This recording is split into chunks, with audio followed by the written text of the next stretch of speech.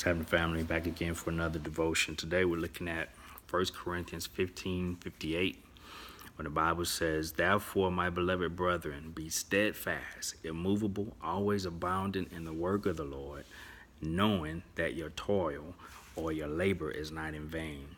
When he uses the word therefore, that means as a result of. So we have to get the backdrop of what that means. So here at the end of 1 Corinthians, what Paul is talking about is our final victory. And he's posing a question to death, because it says that death is swallowed up in victory. So Paul says, "Oh, death, where's your victory? Or death, where's your sting?" It's almost like saying, death, you thought you had me. You thought you had my back up against the wall. Everything looked grim. And he goes on to say, "The sting of death is sin, and the power of sin is law. But thanks be to God, we have victory in Jesus Christ." So what he's saying is, death thought he had our back up against the wall, but the truth is we already won because we have victory in Jesus Christ. I think is we have to learn how to walk in that. We got to understand what that means. So here what Paul is really talking about is consistency and being consistent.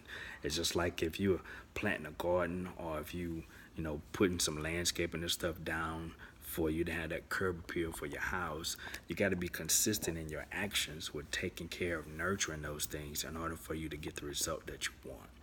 And so here, it's a couple of things I want to highlight real quick on consistency. Number one, consistency emphasizes faith over experience. A lot of times we experience things in our life, we go through some things in our life, and we allow that to dictate the outcome, when truthfully that's really not the case. A lot of people would ask the question, what makes a person get up day in and day out and do the same thing every day, regardless to if they really feel like doing it or not? And a lot of people would argue that it's because we're creatures of habit. My argument is really on the other side. I say that these actions are really driven forward by faith, because we're looking for something better. We're looking for something to come out of it. So consistency emphasizes faith over experience any day. Consistency also causes roots to grow deep.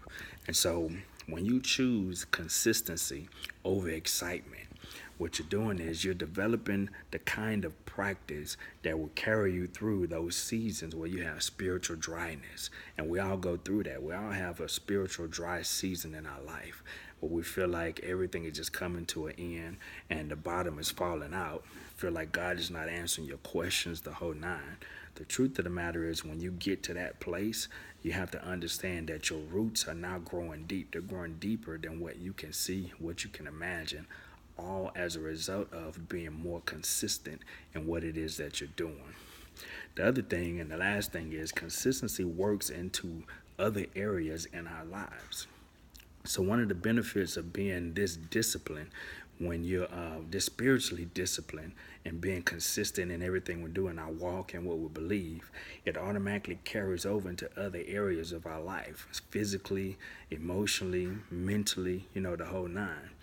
So the Bible talks about how we are to love God with everything in us.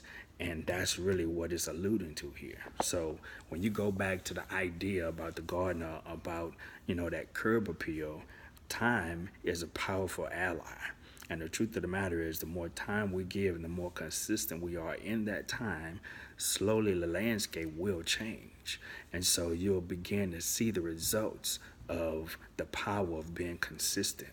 Dwayne Johnson, we know him as Rock, he said this. He said, "Success isn't always about greatness, it's about consistency.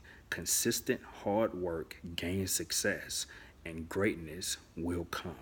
So the idea here is we just have to learn how to be more consistent in what it is that we're doing day in and day out, and we'll see the huge benefit and the power of being consistent in the results of gaining what it is that we were going after, becoming more successful in what it is that we were going at and what we're doing.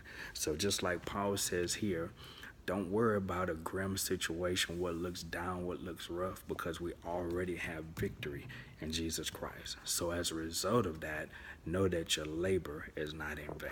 God bless.